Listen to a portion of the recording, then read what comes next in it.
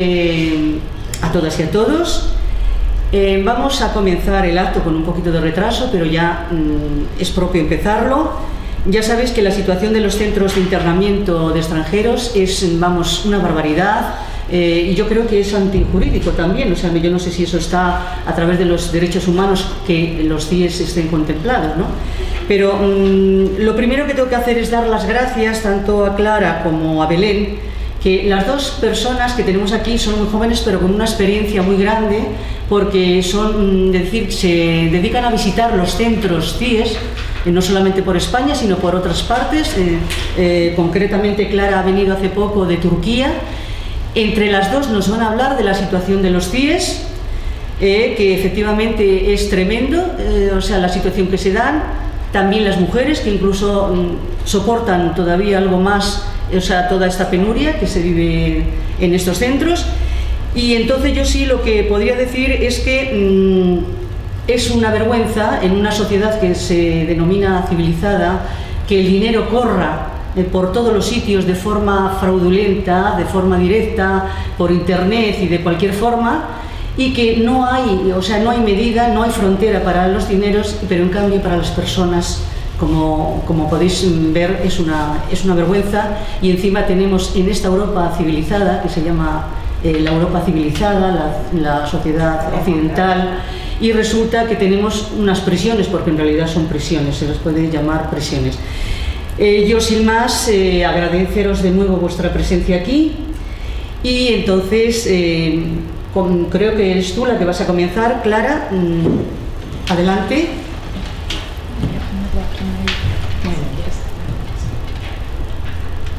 Bueno, pues lo primero que queríamos es agradecer la invitación y sobre todo la organización, ¿no?, de este acto, porque en días en que la política migratoria es tan dura, tan inhumana, generar espacios para poder hablar de ello y espacios para movilizarnos respecto a lo que está ocurriendo, yo creo que es lo mínimo, ¿no?, que podemos hacer.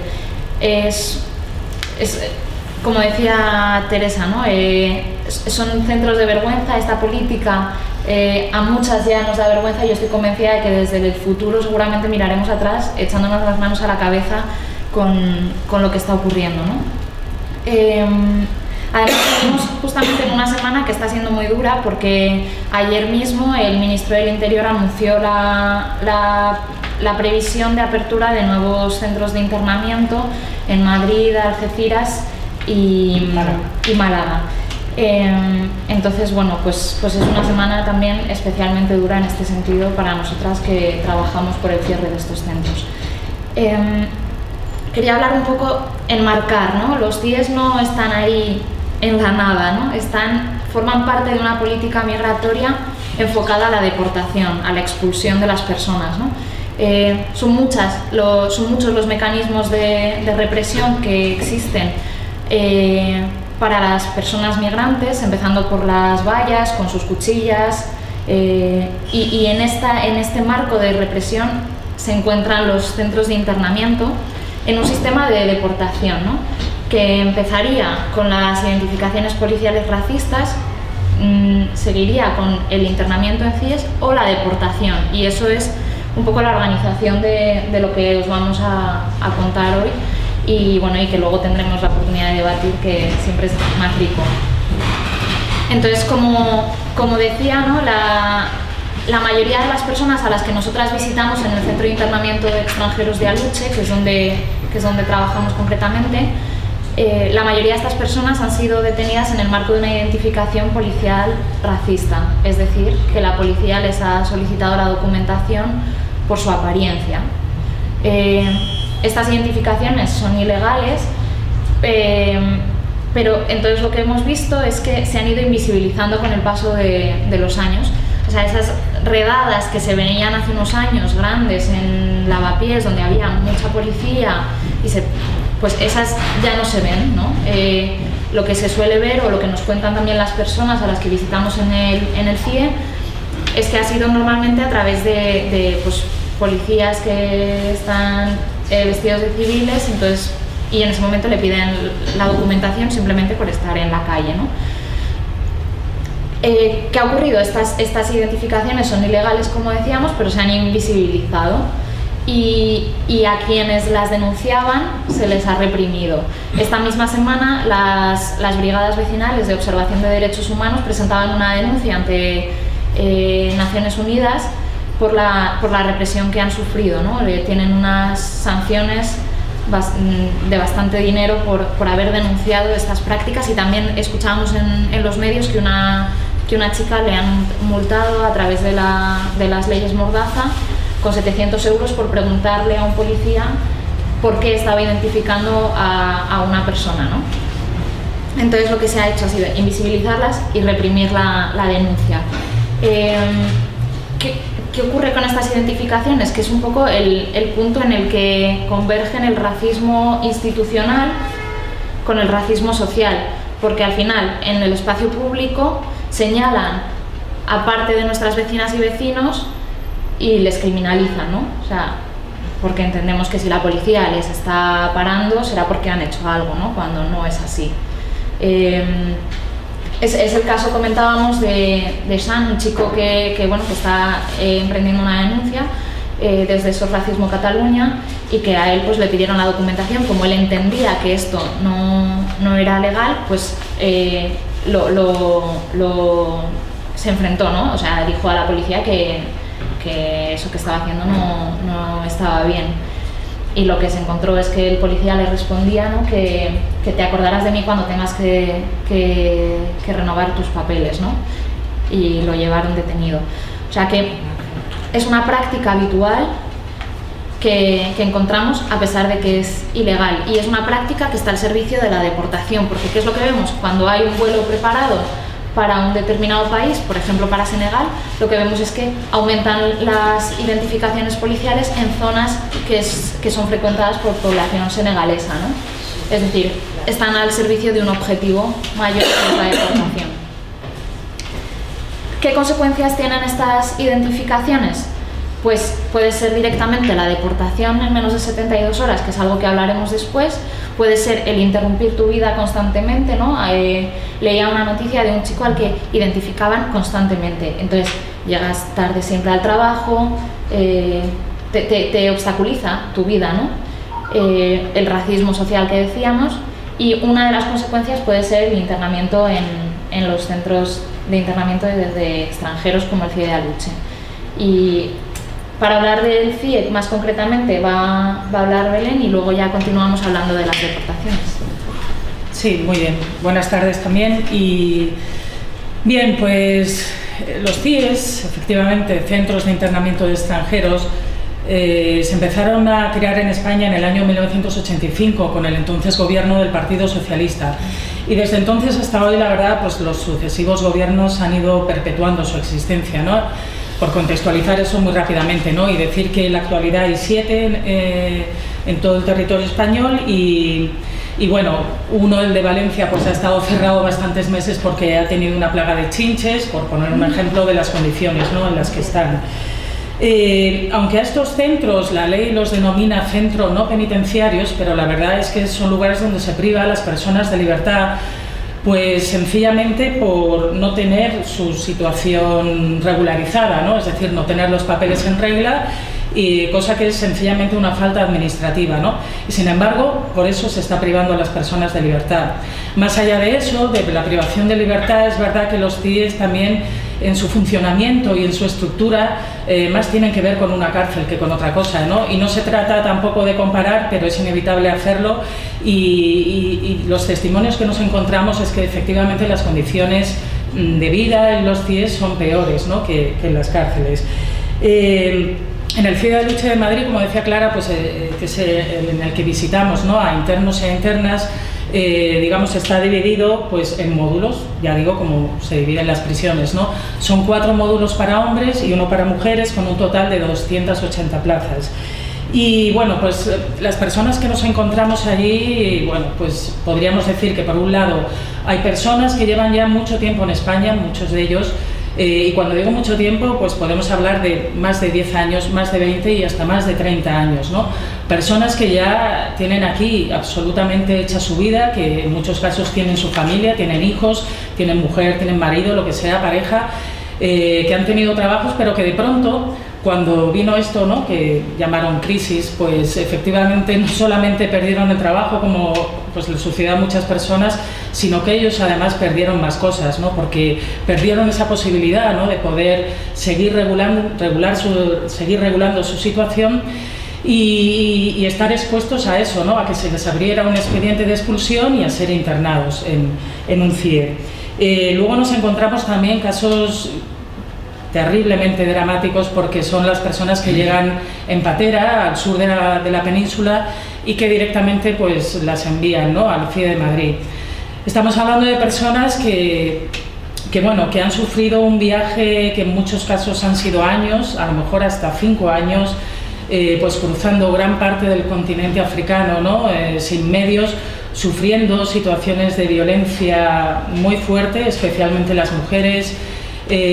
Después a lo mejor hay casos que primero intentan cruzar la valla por Ceuta o Melilla, sufren lo que se llama devolución en caliente, ¿no?, o sea, directamente una devolución sin atender a nada ni saber nada de estas personas, algo que también es del todo ilegal, por más que aquí intenten, ¿no?, de crear leyes que realmente no pueden legitimar eso, porque siempre hay, ¿no?, leyes de instancias superiores internacionales que España ha corroborado y que sin embargo pues no cumplen.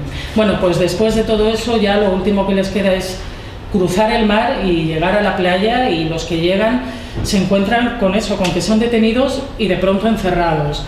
Vemos que, bueno, ni siquiera se les informa, ¿no?, de su situación, de por qué están allí, de cuánto tiempo pueden estar allí.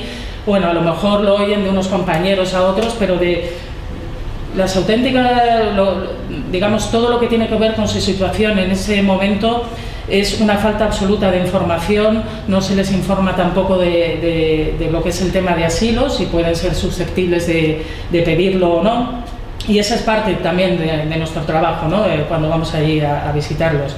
Más allá de estas personas, pues bueno, también, porque muchas veces está este intento, ¿no?, por ciertas partes, bueno, pues del discurso institucional o también mediático, ¿no?, de criminalizar a los internos y a las internas del CIE, diciendo, bueno, pues que son personas que han cometido delitos y realmente no es así. Sí que a lo mejor hay casos de personas que han cometido delitos, pero no nos olvidemos que cuando alguien comete un delito es juzgado y si es considerado culpable, pues cumple su pena en prisión, si se le condena a ello. Y lo que nos encontramos es que una vez que han cumplido esa pena, pues inmediatamente el día que son puestos en libertad, pues hay un coche de policía esperándoles para directamente llevarles al CIE, ¿no? Independientemente ya de algunos casos que tampoco vamos a olvidar, pero que sí que son una minoría grande, y que es, bueno, pues cuando en casos de, digamos, penas mayores se conmuta parte o la totalidad de la pena por la expulsión. Hablando de las mujeres, es verdad que decimos que solo hay un módulo de mujeres frente a 4 de hombres, y es verdad que es mucho menor, ¿no?, el número de mujeres internas en el CIE. Esto normalmente, bueno, se produce porque, digamos, son menos visibles, ¿no?, en la sociedad. Muchas veces trabajan en estos, bueno, ocupaciones típicamente feminizadas, ¿no?, trabajos pues muchas veces lógicamente sin estar dados de alta en seguridad social y demás, pero sí que, digamos, tienen menos visibilidad en la calle por contraposición a los hombres, y por lo tanto sufren menos esas detenciones racistas, ¿no?, de las que antes nos hablaba Clara, ¿no? Y bueno, pero que en general sí que es muy fuerte, ¿no?, digamos, las consecuencias que conlleva el internamiento de un CIE para una persona. Cada vez que visitamos a alguien y cada día que vamos y cada semana que vamos, y según van pasando los días, vemos como pues la persona, indudablemente, eso tiene unas consecuencias tanto físicas como psicológicas, ¿no?, y emocionales. Y es normal, ¿no?, que una persona se venga abajo y que alguien que ha llegado de fuera y que directamente lo encierren, pues que tenga una gran desesperación y que no entienda nada, ¿no? Y te dicen, pero ¿por qué, no? Si yo no he hecho nada, y es verdad, ¿no?, para ser encerrados en un sitio que en realidad pues entienden que es una cárcel. Luego, bueno, el mundo, la vida en los CIE realmente es también algo bastante complicado, porque si decimos que se empezaron a crear, ¿no?, en los años 80, es verdad que hasta 2014 no llegaron a tener un ordenamiento de su funcionamiento interno, ¿no? Y ese ordenamiento existe y por un lado es del todo incompleto y por otro lado lo escaso que es tampoco se cumple, ¿no? Entonces nos encontramos con que al final en cada CIE, en cada ciudad, pues funciona de forma distinta, ¿no? Es el director el que al final acaba imponiendo una serie de normas de forma totalmente arbitraria, el director, que es un policía nacional, ¿no?, como el personal de vigilancia de allí, que son policías nacionales, ¿no? Y bueno, pues dentro de este caos, pues es inevitable hablar de esas vulneraciones, ¿no?, de derechos humanos que nos encontramos, porque fue también a partir de 2011 cuando se permitió el acceso, ¿no?, a organizaciones, asociaciones, ONGs, y bueno, pues desde entonces en el CIE de Madrid trabajamos conjuntamente, tanto SOS Racismo Madrid como Caribou y Pueblos Unidos, en hacer este trabajo de visitar a las personas internas y a través de sus testimonios pues conocer su situación, ¿no? Ver todas las deficiencias que encontramos en uno de los temas que también es demasiado frecuente, como es la asistencia sanitaria, ¿no? Y bueno, es inevitable también recordar aquí pues dos casos, dos personas que murieron, una en el CIE de Aluche de Madrid en diciembre de 2011 y Samba Martínez, y poco después, en enero de 2012, en Barcelona, Idrissa Dayo, que murieron precisamente pues por una ineficaz, insuficiente asistencia sanitaria, y son muertes que se podían haber evitado. Pero bueno, a través del trabajo que digo que se lleva haciendo durante estos años, denunciando, las denuncias que podemos hacer, por un lado, es a los jueces de control, que es una figura también que se creó, digamos, de vigilancia, ¿no?, a donde tanto los internos como las asociaciones podemos acudir denunciando este tipo de vulneraciones. Hacemos quejas al juez de control, que luego emite autos que tienen que ser cumplidos por la dirección de los distintos centros, pero que en infinidad de ocasiones vemos que no es así, volvemos a hacer quejas, se vuelven a hacer autos. Esto es algo continuo. También quejas a Defensoría del Pueblo o también a través de medios de comunicación, ¿no?, siempre que vemos que es posible, factible y que conviene hacerlo.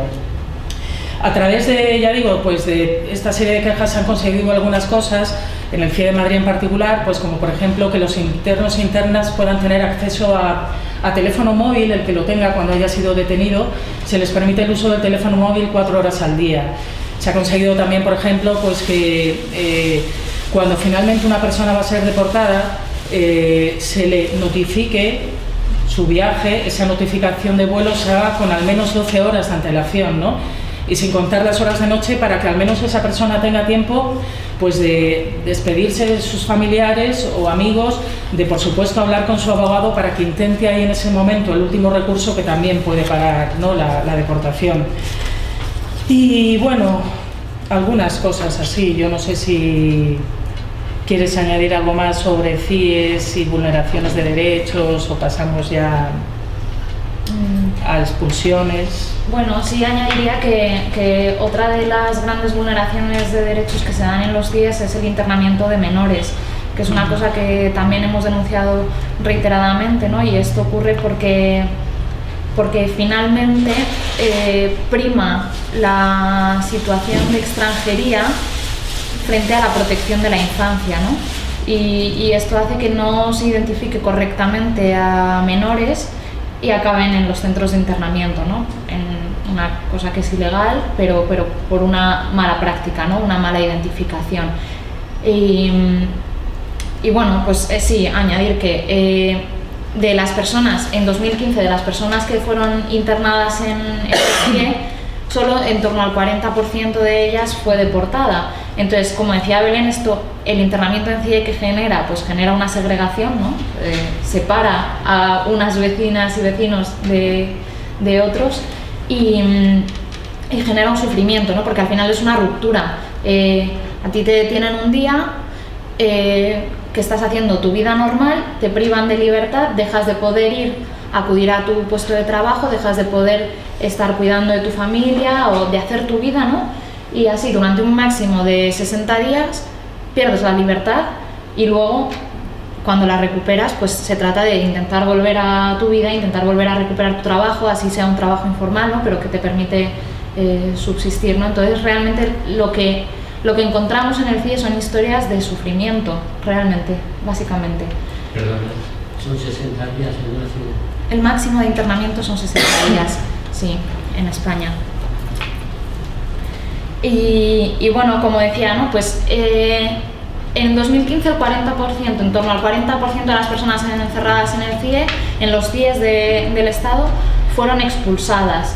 ¿Cómo son expulsadas? Bueno, tras muchos años de trabajo se ha conseguido que se dicte un auto desde los jueces de control para que se informe a la persona de que va a ser deportada con 12 horas de antelación.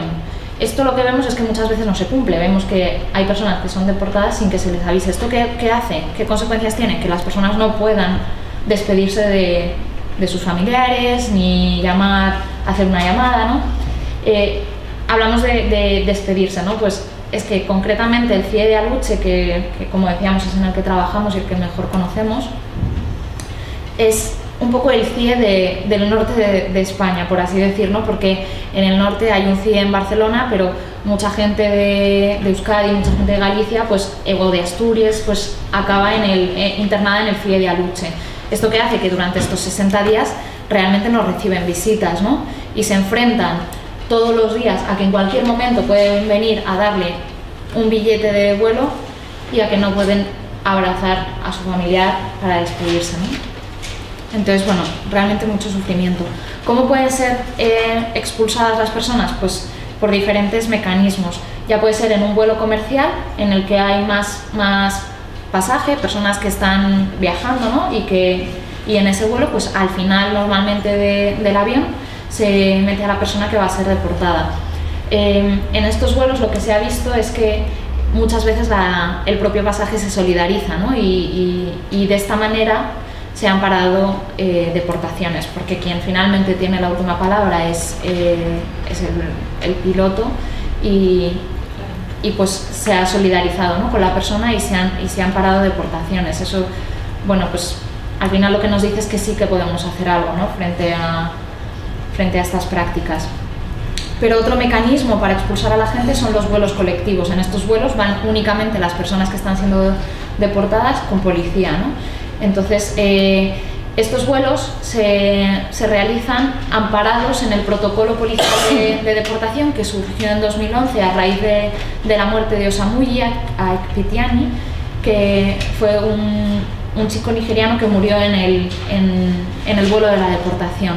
Entonces, bueno, pues por la mordaza, ¿no? El chico murió. A raíz de la muerte de Osamuyi se creó este protocolo policial que finalmente lo que ampara son los mecanismos, el uso de la fuerza, ¿no? Y de la contención, incluye la sedación forzosa y, bueno, finalmente lo que recuerda a los policías es que no deben atentar a las constantes vitales de la persona que está siendo deportada, ¿no? Es una barbaridad, es un protocolo que ampara la violencia, ¿no? Estos vuelos, para realizarlo, porque finalmente toda la política migratoria también va de la mano del negocio, ¿no? Como suele ocurrir. Entonces, ¿quién tiene ahora mismo el contrato de los vuelos de deportación? Pues son las compañías Orbes, Tevelop y Air Nostrum, que por casi 12 millones de euros pues realizan este trabajo, ¿no? de deportación. Pero como decía antes, pues Belén ha hablado de los centros de internamiento, pero cada vez lo que vemos es que para deportar a las personas se utiliza otra práctica, que es la de las deportaciones express. En menos de 72 horas se deporta a las personas desde los calabozos de las comisarías. ¿Esto qué supone? Que una persona sale tranquilamente un día de su casa, es detenida, en el marco de puede ser, ¿no? En el marco de una identificación como las que comentábamos antes, racista, es trasladada a la comisaría y si hay un vuelo preparado es expulsada, ¿no? Esto se hace sin ninguna garantía judicial, porque en menos de 72 horas en Madrid se avisa a los abogados y a las abogadas, pero no da tiempo a presentar toda la documentación que demuestre pues, el arraigo que puedan tener estas personas, ¿no? Porque la persona puede tener su orden de expulsión de hace años y que su situación haya cambiado, pero como no da tiempo a hacer las alegaciones, pues las personas son expulsadas sin garantías, ¿no? Como decía. Y también, pues en este sentido, el Tribunal Europeo de Derechos Humanos ha condenado una práctica que también se había identificado, que son los requerimientos fraudulentos de personación, es decir, que se pueda llamar a la persona para decirle, bueno, venga usted a comisaría que tenemos un asunto de sus papeles, y en ese momento es detenida, ¿no? Esto lo ha tenido que condenar el Tribunal Europeo de Derechos Humanos para que no ocurra.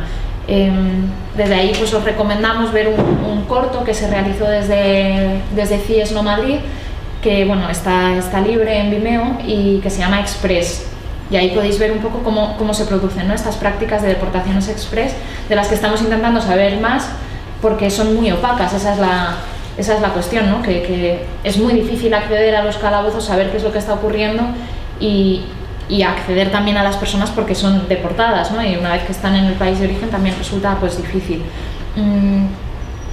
El 73% de las expulsiones que se realizaron en 2015 ya eran por esta vía, ¿no? O sea que es una práctica que a la policía le resulta mucho más eficaz, pero es mucho menos garantista, ¿no? Y bueno, vamos a dejar tiempo para el debate, las preguntas, que yo creo que es mucho más interesante a que vengamos y no paremos de hablar, ¿no? Sino poder intercambiar opiniones, inquietudes, pero sí como que sí quería decir, ¿no? que realmente lo que vemos es que también todas estas prácticas generan mucha resistencia, generan movilización. Lo vimos en octubre, no sé si lo pudisteis ver, con las protestas que ocurrieron en la azotea del CIE de Aluche, con pues unos chavales que se subieron a la azotea y que lo que pedían era libertad, no pedían nada extraordinario más que su libertad, ¿no? Y bueno, como dice Gabriele Hernández, ¿no? Que él, bueno, es un periodista italiano, y lo que dice que finalmente la migración es el mayor acto de desobediencia civil a las leyes europeas, ¿no? Y eso es lo que vemos cada vez que una persona arriesga su vida en una patera, cada vez que una persona se sube a la azotea del CIE, hace una huelga de hambre en el CIE, escribe cartas a los juzgados de control, a los representantes políticos, ¿no? Al final está reclamando, ¿no? el cierre de los CIEs, el fin de las deportaciones y una política migratoria humana e inclusiva, ¿no? Y pues yo me pregunto, ¿no? ¿Qué tanta valentía y qué tanto sufrimiento necesitamos como sociedad, necesita nuestro gobierno para reaccionar, ¿no? Yo sí quisiera haceros dos preguntas. Efectivamente, nos hemos enterado esta mañana que iban a abrir 3 centros cuando en realidad no serían necesarios si las leyes y los derechos humanos estuvieran presentes en cada momento. Podemos pensar que entonces se hace un negocio, es decir, que es un negocio crear CIEs y que es un negocio las deportaciones y que es un negocio todo y que pueda caer en manos de mafias, como está a lo mejor sucediendo también en muchos sentidos con los niños cuando son dejados por circunstancias en centros de acogida de menores, que se han convertido en negocios, porque antes eran centros públicos, ahora son casi todos privados, que se les da un dinero bastante grande, que con ese dinero, que hay familias, por ejemplo, que es por situación económica, por lo que no tienen que dejar a esos niños en esos centros, y si se le diera ese dinero a los padres podrían cuidarlo con ese apego familiar mucho mejor, y en cambio eso está suponiendo un negocio. Yo entonces hago, que esa pregunta, si eso puede constituir o se está dando, porque claro, si no hacen falta, es decir, porque serían innecesarios en las circunstancias normales de derechos humanos, ¿cómo se hacen 3 centros más? Es decir, ¿qué pensáis vosotras de esta situación? Pues evidentemente que hay un negocio, ¿no? Hay un negocio con empresas que se están lucrando de esto. En el CIE de Madrid pues trabaja Clínica Madrid, que da la asistencia sanitaria y pues al fin y al cabo por un contrato, ¿no? que tiene. Como decíamos, el negocio de las deportaciones con compañías aéreas que se lucran con ello. En la frontera son empresas de seguridad, Mora Salazar, Indra, sistemas de seguridad, ¿no? Que se están lucrando también con la militarización de las fronteras. Los CIEs cuestan dinero al Estado. Entonces es ahí donde también, ahora con la aprobación de los presupuestos generales y vemos a ver qué pasa, ¿no? Con esta declaración del ministro de la apertura de nuevos CIEs, veremos si los presupuestos lo contemplan y demás. Es un dinero que le está costando al Estado, cuando bien podría invertir ese dinero en políticas de inclusión, en programas para la inclusión, en programas comunitarios para favorecer la inclusión, básicamente. Esto de la apertura de nuevos CIEs al final viene también muy relacionado con la recomendación de la Comisión Europea de alargar el internamiento en CIEs y de maximizar la deportación, ¿no? Entonces, al final, este discurso se construye para justificar la acogida de las personas refugiadas. Es decir, la Europa Fortaleza se construye excluyendo a unas personas que categoriza como migrantes y diciendo que para ello va a acoger a personas que categoriza como refugiadas, estrechando cada vez más esa categorización de personas refugiadas, ¿no? Cuando el año pasado declaraba a Afganistán un país seguro. Es decir, que al final es un doble discurso todo el tiempo, ¿no? El de para acoger hay que excluir, hay que expulsar, ¿no?